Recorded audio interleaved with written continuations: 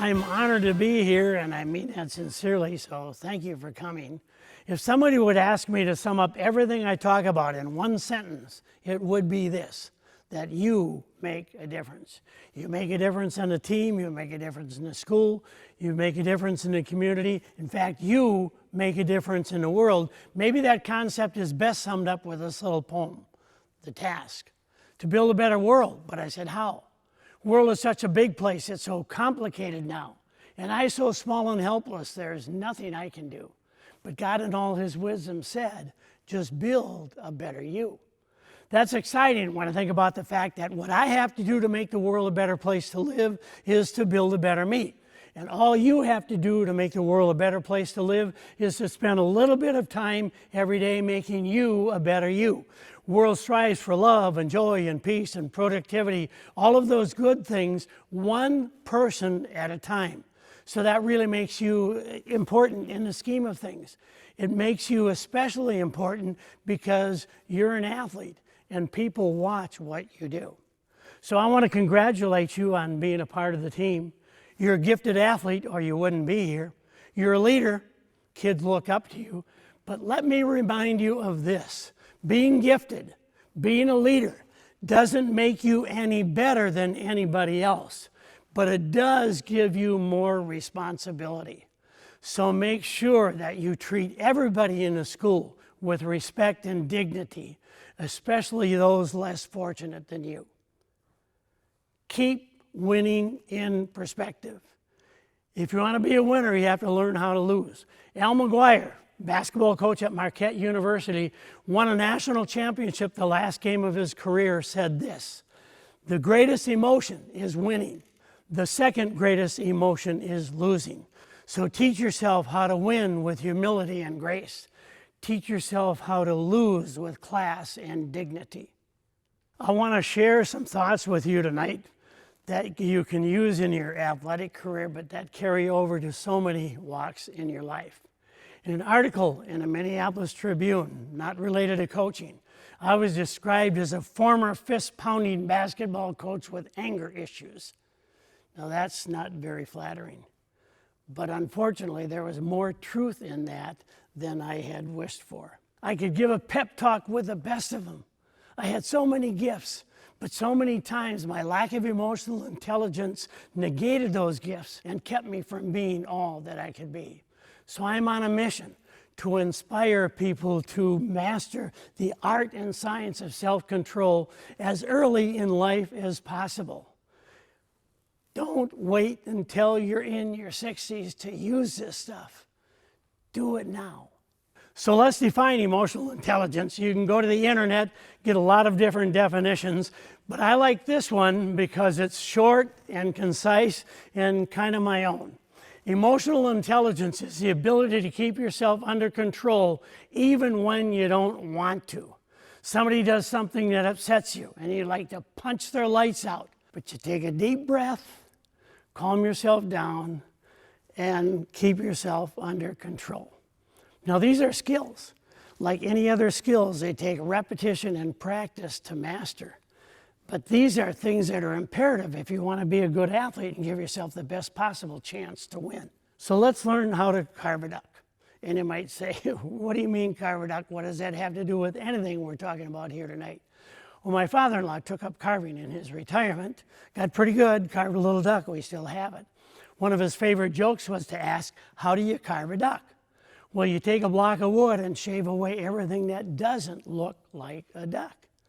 And you might ask again, what does that have to do with anything we're talking about here tonight?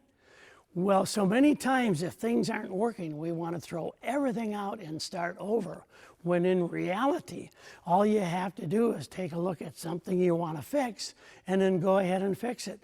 For example, if you want to be more patient, next time you catch yourself being impatient, carve it away, and you're left with a calm and patient demeanor.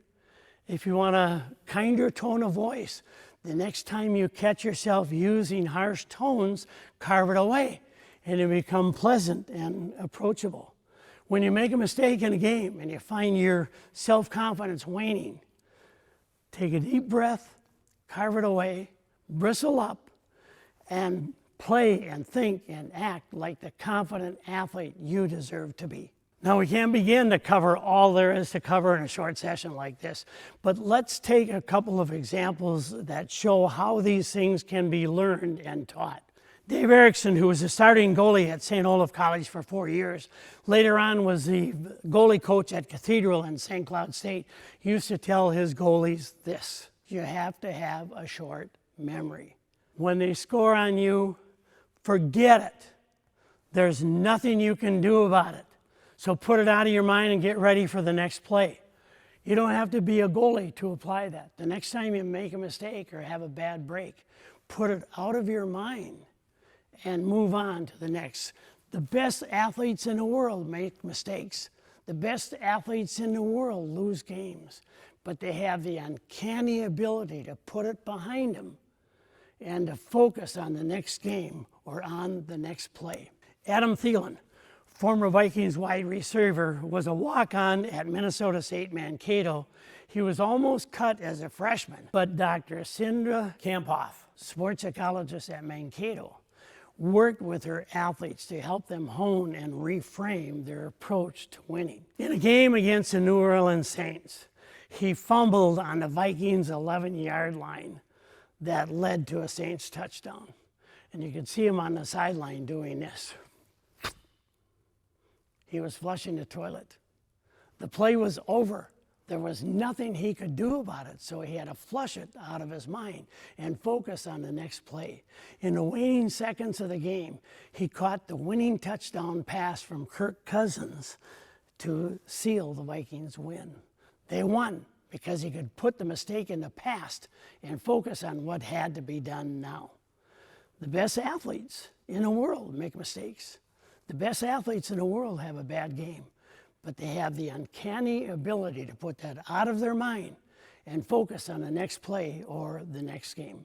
So the next time you make a mistake or have a bad game, put it out of your mind and focus on the next game or the next play.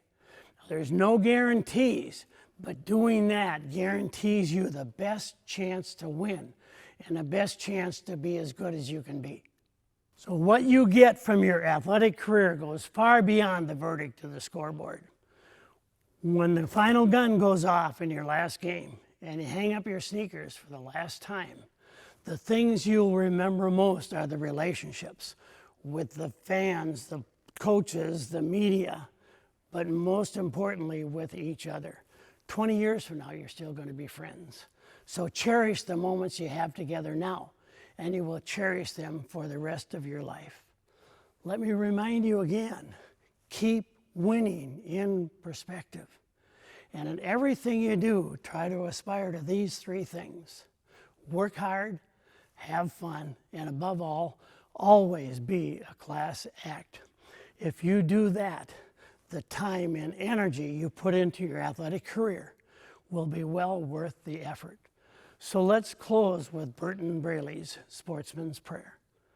As I go through the battle of life, I ask but a field that is fair, a chance that is equal to all in the strife, the courage to strive and to dare.